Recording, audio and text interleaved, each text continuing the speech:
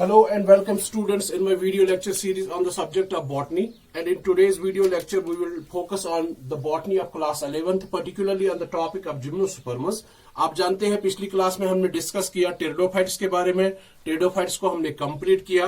मैंने आपको ये बताया कि टेरिडोफाइट्स जो है they are called as vascular cryptogams, और मैंने आपको एक और पॉइंट बताया कि जो टेरिडोफाइट्स जो है उनकी जो मेन प्लांट बॉडी है वो स्पोरोफिटिक है, वो डिप्लॉयड है।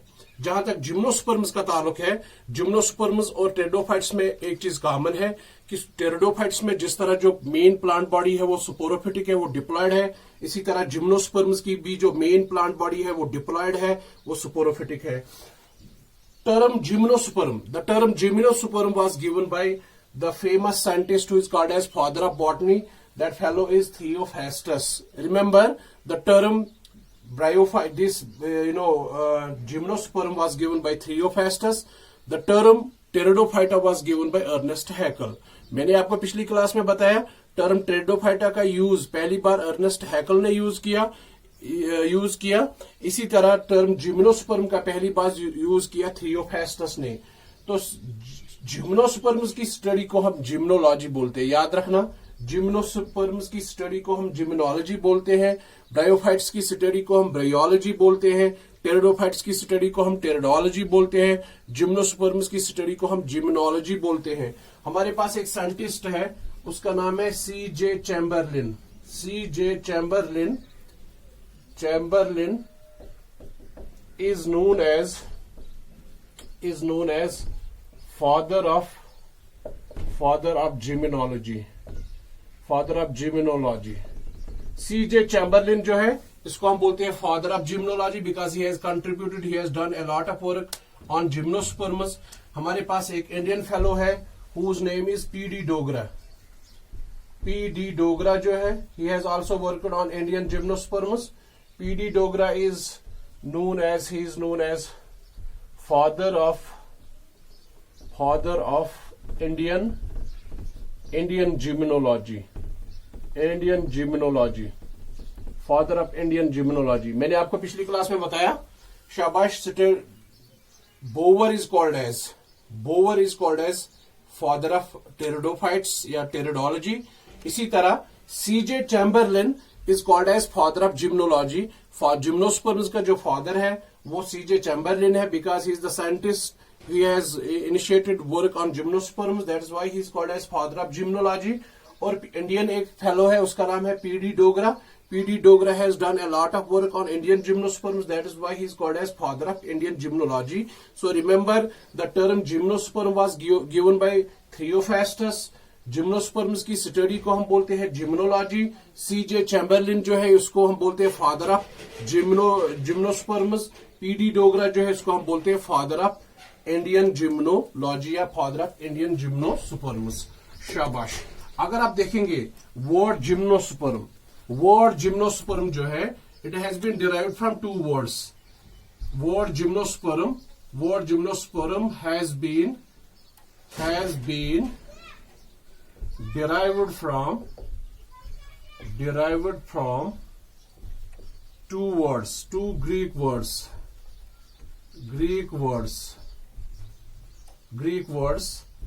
पहला जो वर्ड है that is gymnos. One Greek word is gymnos. Gymnos means naked or unprotected. If you see the word gymnosperms, it has been derived from two Greek words. One word is gymnos. Gymnos means naked, nange or unprotected. And second word is superma. Superma means seeds. Thus, if we see the literal meaning of the word gymnosperms are thus the plants which have naked or unprotected seeds. Remember, we are having another group of plants. They are called as angiosperms. Angiosperms are the plants which also produce seeds, and those seeds are protected. Those seeds are enclosed within the fruits. Angiosperms में fruits बनते हैं, gymnosperms में fruits नहीं बनते हैं। ये fruits जो है ये एनक्लोज करते हैं, ये प्रोटेक्ट करते हैं सीड्स को एंजियोस्पर्म्स के अंदर। क्योंकि जिम्नोस्पर्म्स के अंदर सीड्स ये फ्रूट्स बनते नहीं है, तो इस तरह जो ये सीड्स जिम्नोस्पर्म्स के हैं ये फ्रूट्स के अंदर नहीं होते हैं, फ्रूट होते ही नहीं है। इसलिए ये जो जिम्नोस्पर्म्स के सीड्स जो है ये अनप्रोटेक्टेड है, ये अनप्रोटेक्टेड है या ये नेकेड सीड्स होते हैं। याद रखना, मैंने आपको पिछले क्लास में जब मैंने आपको इक्लर की क्लासिफिकेशन पढ़ाई थी, इक्लर की क्लासिफिकेशन मैंने आपको प्लांट वर्ल्ड की बताई थी, प्लांट्स की बताई थी। इक्लर की क्लासिफिकेशन मैंने आपको बताया था दुनिया में जितने भी प्लांट्स है they belong to two groups, two main groups. We are having cryptogams, we are having phanerogams. Phanerogams मैंने आपको बताया था, फेनिरोगैम्स का दूसरा नाम सुपरमेटोफाइट्स है। Spermatophytes, again if you see the word spermatophyte, superma is seed, phyta is plant, seed bearing plant. Seed bearing plants are of two types. There are two types of plants in the biological world which produce seeds. One is gymnosperm, another is angiosperm. But there is difference between these gymnosperms and angiosperms in a number of ways, particularly in terms of their seeds. The seeds in gymnosperms are naked, they are not protected, while as seeds in angiosperms are well protected, they are well encased, they are well enclosed within the fruits. What actually is the difference? We are actually having, realize the difference why the seeds in gymnosperms are not enclosed within the fruits, why the seeds in angiosperms are enclosed, are protected, are present inside the fruits. What is the reason? Actually, we are having ovary. In a flower, we are having the basal swollen region that is called as ovary. This ovary has a number of ovules. You know that ovary के अंदर ovules होते हैं. We are having in a flower, we are having ovary, and ovary has a number of ovules depending upon the type of plant. And after fertilization, after the fertilization takes place, after the fusion of male and female gamete takes place, the ovary gets converted into fruit. The ovary gets converted into fruit, and similarly after fertilization, when there is fusion of male and female gamete, the ovules they get converted into seeds. Remember, the ovary gets converted into fruit after the process of fertilization takes place, and similarly the ovules they get converted into seeds. Since ovules are present inside the ovary gets converted into fruit, ovules get converted into the seed, thus these seeds are present inside the fruits. This is the normal case. But what is the case with gymnosperms is that ovary in the flower of gymnosperms is absent. Remember, in case of gymnosperms ovary is absent, but remember ovules जो है ovules are present. In case of gymnosperms we do have ovules, but those ovules are not born inside the ovary. So ovary in case of gymnosperms is absent. So when ovary is absent, no fruit formation takes place, and ovules will be directly converted into seeds.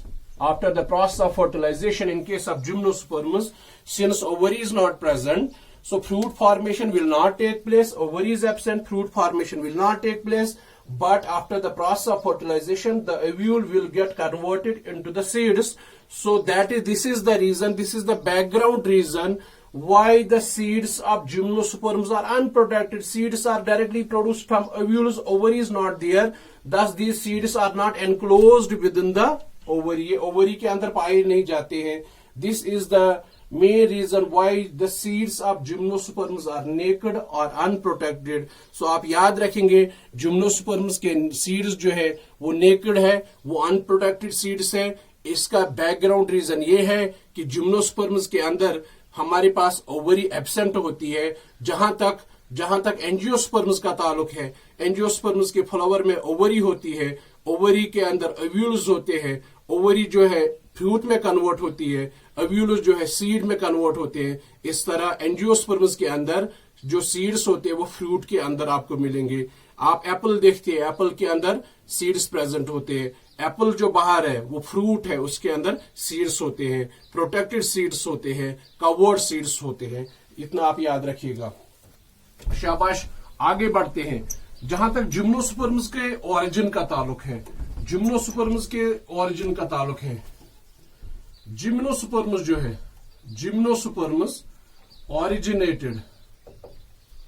originated in Paleozoic era. Paleozoic era. There is a geological time scale. एक geological time scale है कि अर्थ में कौन कौन से events हो गए, कब से ये इवेंट्स शुरू होने हो गए। हमारे पास एक कैलेंडर है अर्थ इवेंट्स के, उस कैलेंडर को हम बोलते हैं जियोलॉजिकल टाइम स्केल। उस जियोलॉजिकल टाइम स्केल के अंदर 3 बड़े इराज है। एक सबसे ओल्डेस्ट इरा है, दैट इज पैलियोजोइक इरा। फिर हमारे पास मिडल सेंट्रल इरा है, that is called as Mesozoic era. और फिर हमारे पास जो रीसेंट इरा, जिस इरा में हम आज रहते हैं, जो आज अर्थ का हाल है, उसको हम बोलते हैं सीनोजोइक इरा। 3 इराज है, Palaeozoic era, Mesozoic era, Cenozoic इरा। जहां तक जिम्नोस्पर्म्स का ताल्लुक है, gymnosperms they originated in Palaeozoic era, some 390 million years ago.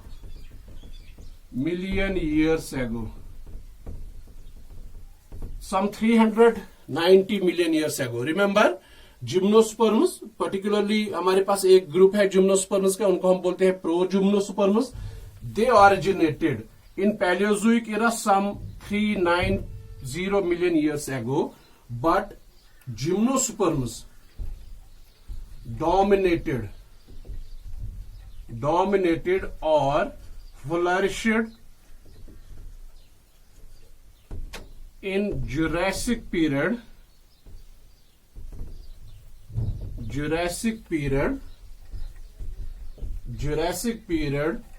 of Mesozoic era, some 60 to 250 million years ago. Shabash. And thus Jurassic period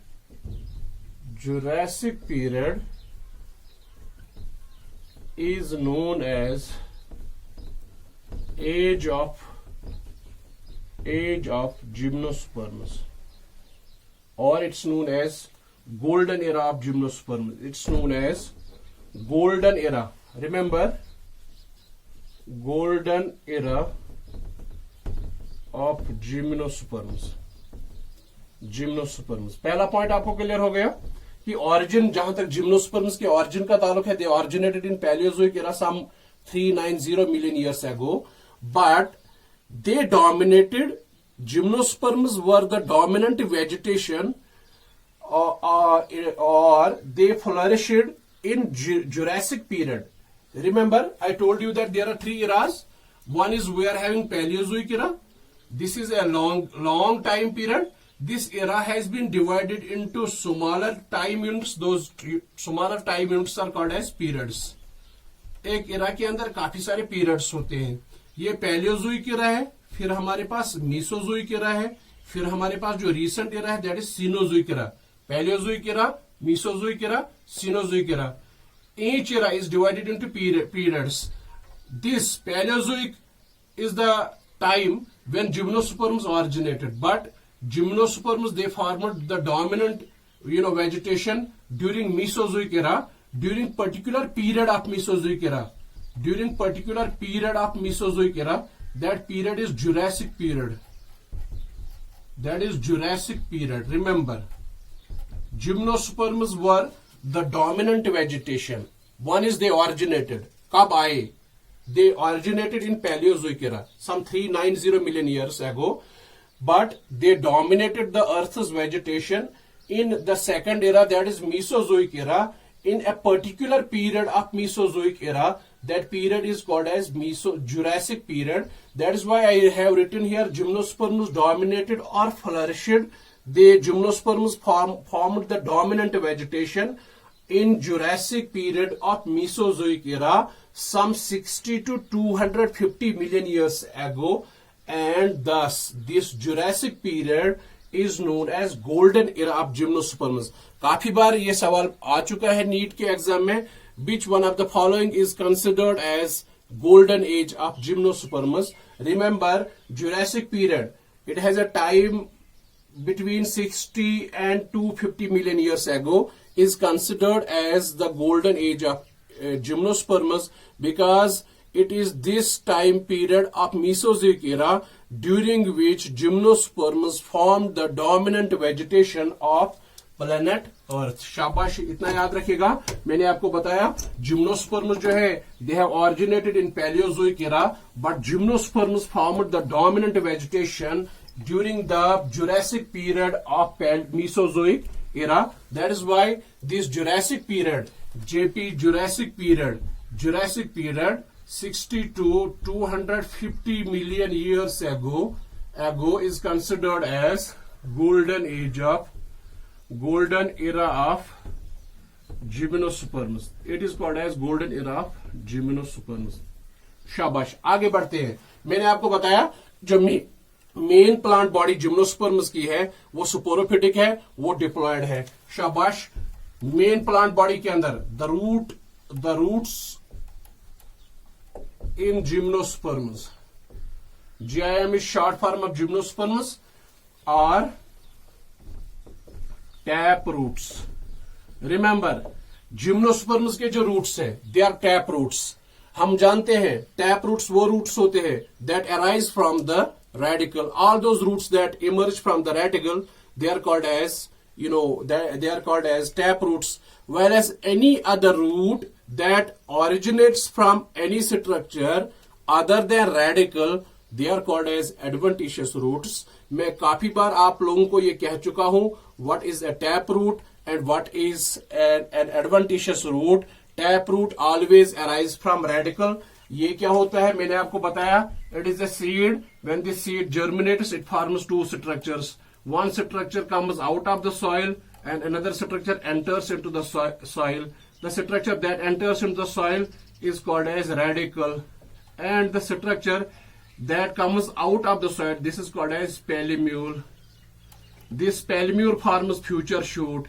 This radicle forms future root, and that root is tap root. Remember, that root is tap root. The roots in gymnosperms are tap roots. And remember, हमारे पास roots जो gymnosperms में है वो tap roots है. लेकिन मैं बात करूंगा हमारे पास रूट्स जो है पाइनस के अंदर. याद रखना, हमारे पास जो रूट्स है पाइनस के अंदर टैप रूट्स प्रेजेंट है. पाइनस के अंदर, Pinus is the type of gymnosperm. It's an example of gymnosperm.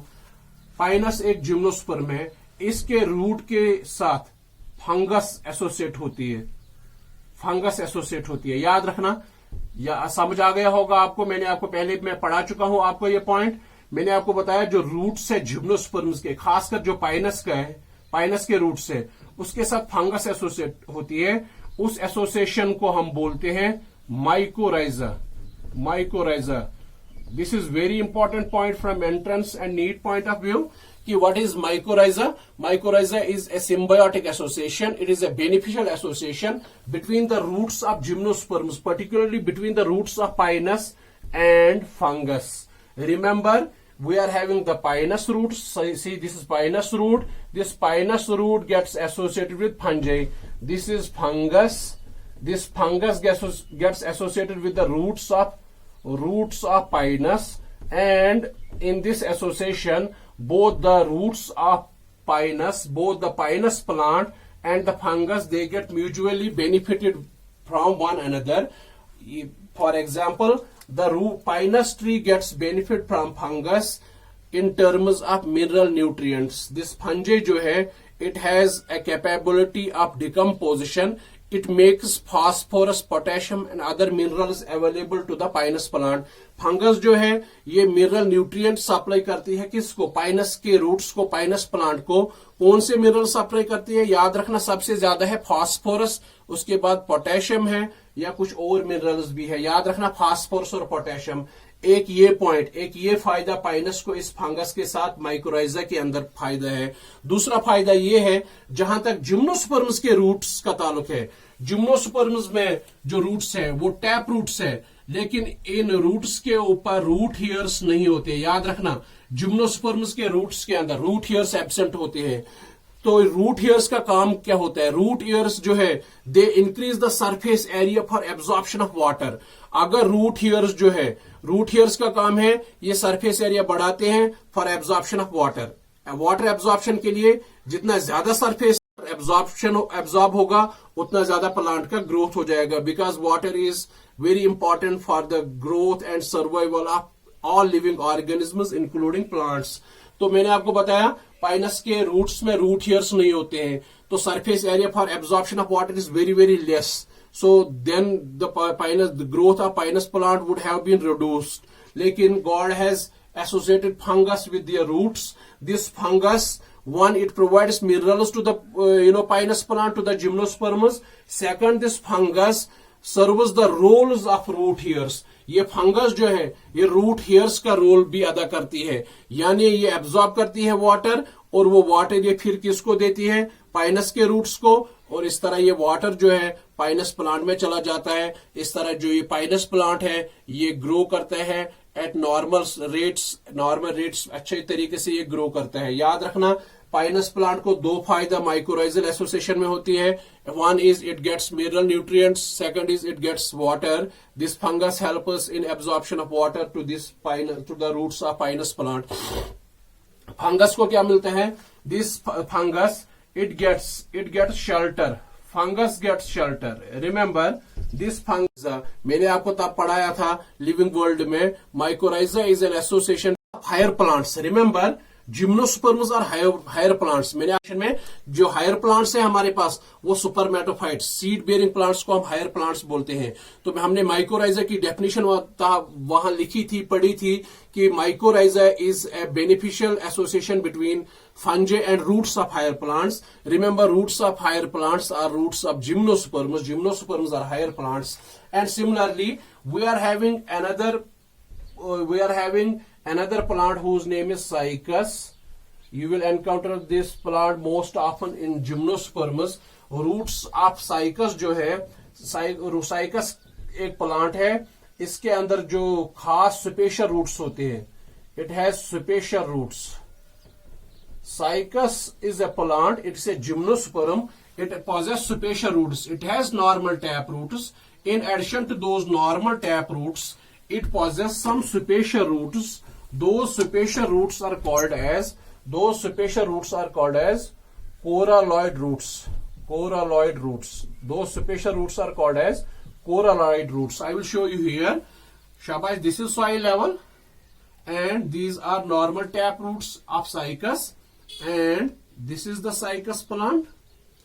This is the Cycas plant. Its stem is unbranched. This is the Cycas plant. This is Cycas plant. See, you will see some superficial roots, superficial apogeotropic roots, superficial roots that grow horizontally. Superficial, these are superficial roots. Superficial roots. Superficial roots. Superficial roots का नाम मैंने क्या बताया? Shabash, very good. Coralloid. Remember the word coralloid. They are called as coralloid roots. Why they are superficial roots? The reason is that first point, they are horizontal, horizontally growing roots, horizontally growing roots, growing roots. They are horizontally growing roots. And second important point is that these roots, these horizontally growing roots, these coralloid roots have symbiotic association, symbiotic association with cyanobacteria,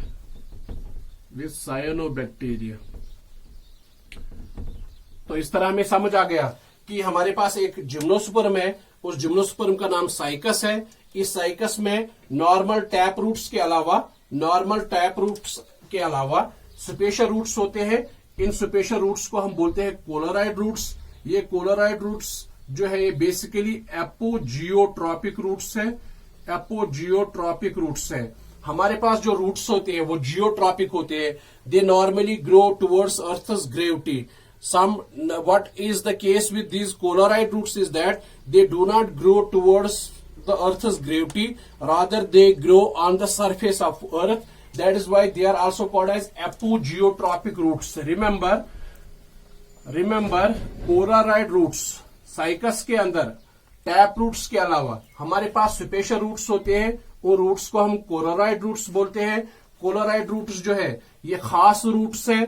खास इसलिए है ये horizontally growing roots हैं. ये apogeotropic roots है. Horizontally growing roots are called as apogeotropic roots. Coralloid roots जो है ये हॉरिजॉन्टली ग्रोइंग रूट्स है. और दूसरी खास बात है, अगर आप देखोगे इन कोलाराइड रूट्स के अंदर जो है इनके अंदर सिम्बायोटिक, इनके अंदर साइनोबैक्टीरिया होता है. साइनोबैक्टीरिया आप जानते हैं, साइनोबैक्टीरिया का दूसरा नाम क्या है? ब्लू ग्रीन एल्गी होती है इनमें. तो इस ब्लू ग्रीन एल्गी का हमें पता है, this blue green algae has a tendency to fix atmospheric nitrogen. ये इसकी सलाहियत होती है, ये एटमॉस्फेरिक नाइट्रोजन फिक्स करता है. किसमें? हमारे पास एटमॉस्फेयर में डाइनाइट्रोजन होता है. This dinitrogen can not be utilized by any of the plants unless and until this dinitrogen is converted into nitrates and nitrites and nitrates, NO2 negative and NO3 negative respectively. जब तक अब इस nitrogen को, atmospheric nitrogen को जब तक आप NO2 negative और या NO3 नेगेटिव में कन्वर्ट नहीं करोगे, it is this NO2 negative and NO3 negative that is the form of nitrogen that can be utilized by the plants. आप ये सभी जानते हैं. तो ये कोलाराइड रूट्स जो है ये खास रूट्स है. इनमें सिम्बायोटिक एसोसिएशन होती है. ये सिम्बायोटिक एसोसिएशन डेवलप करते हैं साइनोबैक्टीरिया के साथ. इन कोलाराइड रूट्स के अंदर साइनोबैक्टीरिया होते हैं. साइनोबैक्टीरिया जो है ये एटमॉस्फेयर में एटमॉस्फेरिक डाइनाइट्रोजन को ये कन्वर्ट करते हैं. एटमॉस्फेरिक डाइनाइट्रोजन को ये कन्वर्ट करते हैं इनटू नाइट्राइट्स एंड नाइट्रेट्स. और nitrites and nitrates are then utilised are used by this Cycas plant. Similarly this cyanobacteria they get shelter within these coralloid roots of the Cycas. तो इसी तरह इसमें दोनों को फायदा है. Both cyanobacteria gets benefited as well as the cycus gets benefited. So it is a mutual interaction. It is a symbiotic interaction in which both the interacting partners, the cyanobacteria and the colarite roots or the cycus plant, both get benefited. Cycus plant gets nitrogen nutrition, while as the cyanobacteria they get shelter within the roots of within the colarite roots. ये दो important points थे regarding superficial roots, superficial associations that are present, that are associated with the roots of gymnosperms, जहां तक gymnosperms के system का ताल्लुक है, if you take the case of system of gymnosperms, it may be unbranched, or it may be branched. System में branching हो सकती है, सिस्टम में ब्रांचिंग नहीं भी हो सकती है. अनब्रांच्ड सिस्टम कहां पे पाए जाते हैं? साइकस, आपके टेक्स्ट में डायग्राम बना है, ये साइकस प्लांट है. This is Cycas plant and at the top there are the leaves of Cycas. So the system here is unbranched. The system of Cycas plant is unbranched, while as the system is branched in case of pinus and system is branched in case of cedrus, etc. Remember, these are again very very important points.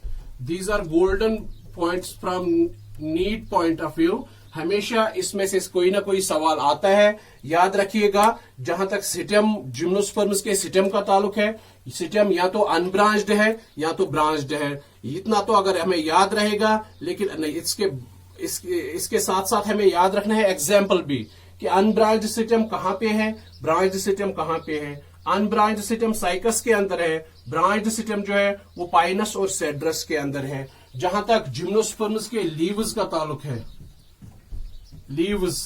जहां तक gymnosperms के leaves का ताल्लुक है, दो तरह के leaves है. या तो सिंपल लीव्स है, याद रखना, या तो सिंपल लीव्स है शाबाश, यहां तो कंपाउंड लीव्स है। अब हमें पहले पॉइंट समझना है, सिंपल लीफ क्या होता है, कंपाउंड लीफ क्या होता है। शाबाश, if a leaf is not, remember, if a leaf is not divided into leaflets, it is called as simple leaf. आपके पास कोई लीफ है, उस लीफ में लीफलेट्स नहीं है, उस लीफ में ड्यूजन्स नहीं है। जब ड्यूजन्स होंगे तो लीफ बट जाएगा लीफलेट्स में। आपके पास एक लीफ है, that leaf is entire, that leaf is not divided into leaflets, it is simple leaf. And आपके पास लीव्स है, आपके पास कोई लीफ है, that leaf is divided into leaflets, उसमें आप अलग अलग लीफलेट्स आइडेंटिफाई कर सकते हो, that leaf is called as compound leaf. Remember, leaves जो है जिम्नोस्पर्म्स में सिस्टम की तरह दो टाइप्स के होते हैं। Simple leaves, those leaves that can not be divided into leaflets. Compound leaves, those leaves that are divided into leaflets. Leaves with leaflets, they are called as compound leaves. Leaves without leaflets, they are called as simple leaves. शाबाश, simple leaves कहां पे पाए जाते हैं? There is a gymnosperm whose name is Jingo. Jingo is a gymnosperm where you will find out simple leaves, while as compound leaves are present in Cycas. Cycas के अंदर compound leaves होते हैं। उसका मतलब है कि जो साइकस के अंदर जो लीव्स होते हैं, those leaves they have been divided into leaflets, उस लीफ के अंदर लीफलेट्स होते हैं। शाबाश, एक और पॉइंट मैं आपको बताऊंगा, the compound leaves, the compound leaves of cycas can survive for many years. Remember, what happens normally in deciduous trees is that they shed their leaves, वो अपने पत्ते गिराते हैं once there is onset of winter season or autumn season। जैसे ही autumn season का आना शुरू हो जाता है, majority of the plants, the deciduous plants, they shed their leaves except evergreen plants, except tropical plants, वो अपने लीव शेड नहीं करते हैं। ऑटम सीजन में वो इंटरमिटेंटली धीरे धीरे एक एक पत्ता, एक गिर जाता है नया बन जाता है, एक गिर जाता है नया बन जाता है। हमें लगता है कि they are evergreen, they also shed their leaves, but they shed their leaves intermittently.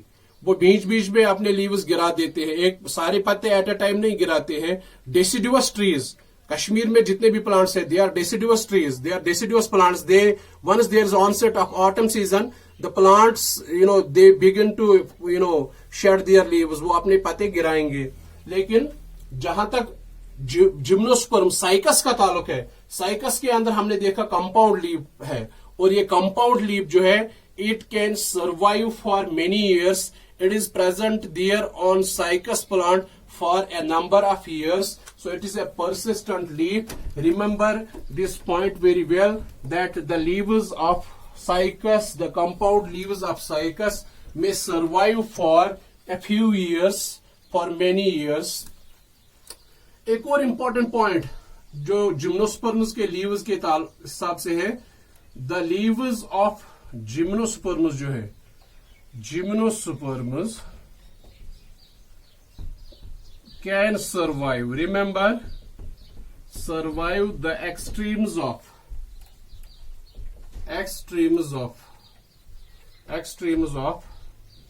remember temperature,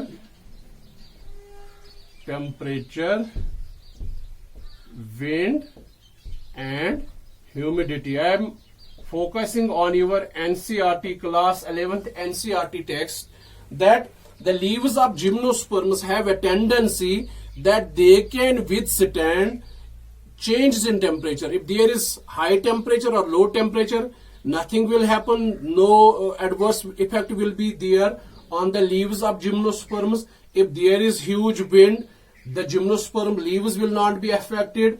If there is variation in the humidity in the environment, the gymnosperm leaves will not be affected, because they have a tendency, the leaves of gymnosperms have a tendency that they can survive, they can bear extremes of temperature, they can bear extremes of wind, they can bear extremes of humidity. It means that if temperature increases or decreases, the leaves of gymnosperms will not be affected. It means that if the wind increases or decreases, or if there is wind, or the gymnosperm leaves will not be affected. If there is variation in the humidity in atmosphere, so again the leaves of gymnosperms will not be affected. Why? What is the background reason why these gymnosperm leaves have tendency to withstand high temperature, wind and humidity? Is that we are having a type of a class of gymnosperms, we call them as conifers. Conifers जो है, they have needle-like leaves. You will see needle-like leaves. Conifers, cone-bearing plants. For example, pinus. Pinus आप देखोगे, cedrus आप देखोगे. अगर आप conifers देखेंगे, conifers are a type of gymnosperms, a class of gymnosperms where there are needle-like leaves. These, what is the importance of these needle-like leaves is that, shabash, they decrease the rates of transpiration. Transpiration, you know, that is loss of water through the leaves, through the aerial parts of a plant. This is called as transpiration. हमारे पास gymnosperms में सलाहियत होती है. If there is high temperature, but gymnosperm leaves will not be affected because high temperature would have decreased the, increased the rates of transpiration.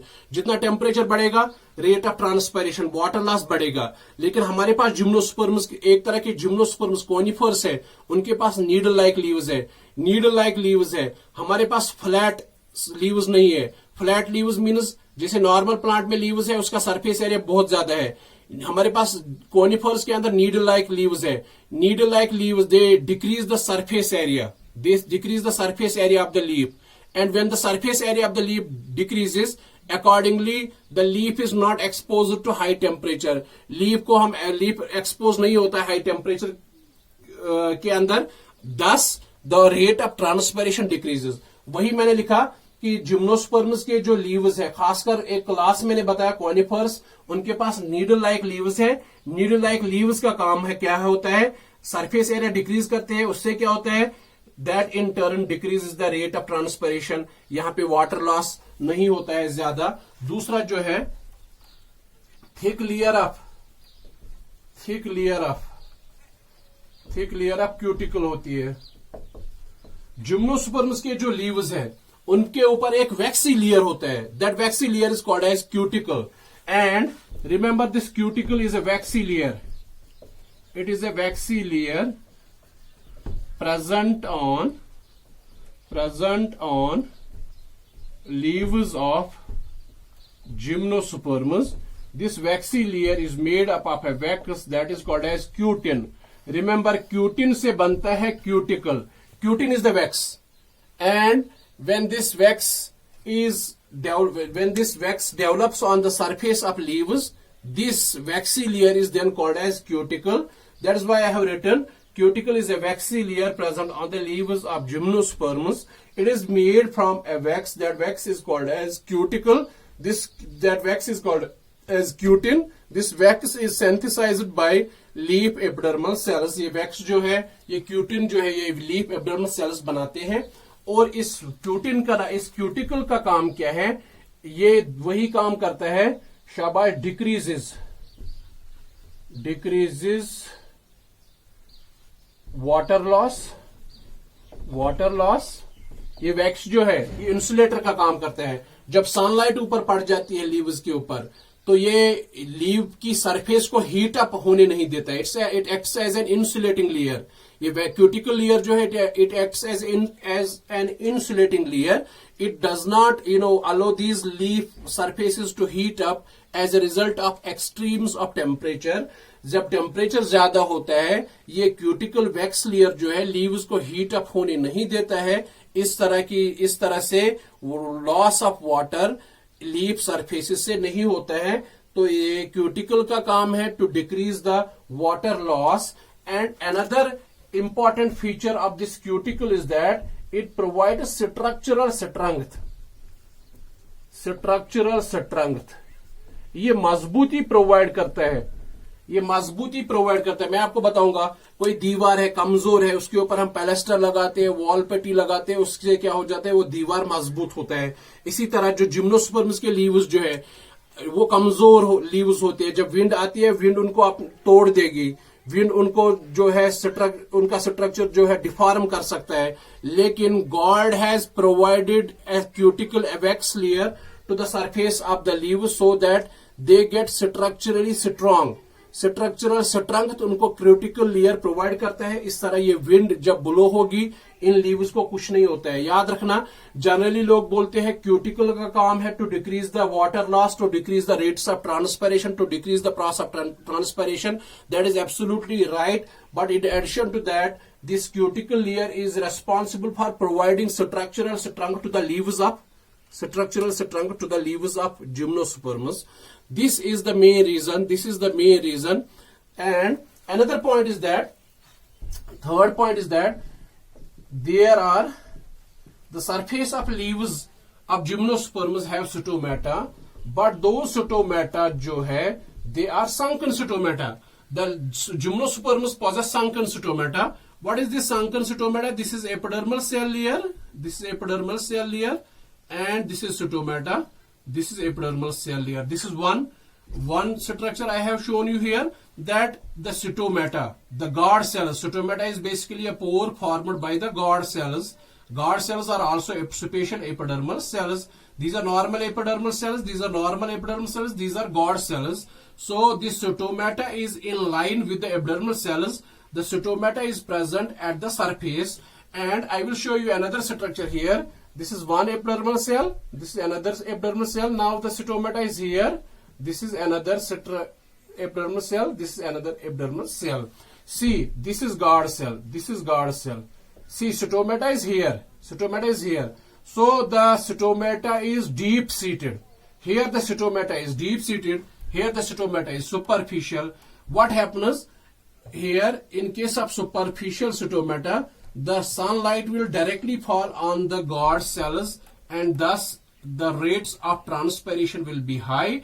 While as in case of deep seated stomata, the sunlight will not directly fall on the surface on the stomata. Sunlight जो है ये stomata guard cells के ऊपर direct नहीं पड़ेगी।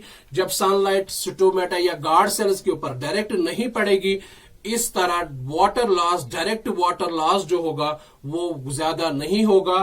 तो again जो है संकन स्टोमेटा जिम्नोस्पर्म्स के अंदर होते हैं। Sunken stomata means deep seated stomata. Deep seated का यही एडवांटेज है कि they are not directly exposed to sunlight. When sunlight directly does not fall on them, शाबाश, उनके गार्ड सेल से वाटर लॉस नहीं होगा, ज्यादा वाटर लॉस नहीं होगा। तो इस तरह जो है एक वाटर कंजर्वेशन मैकेनिज्म है।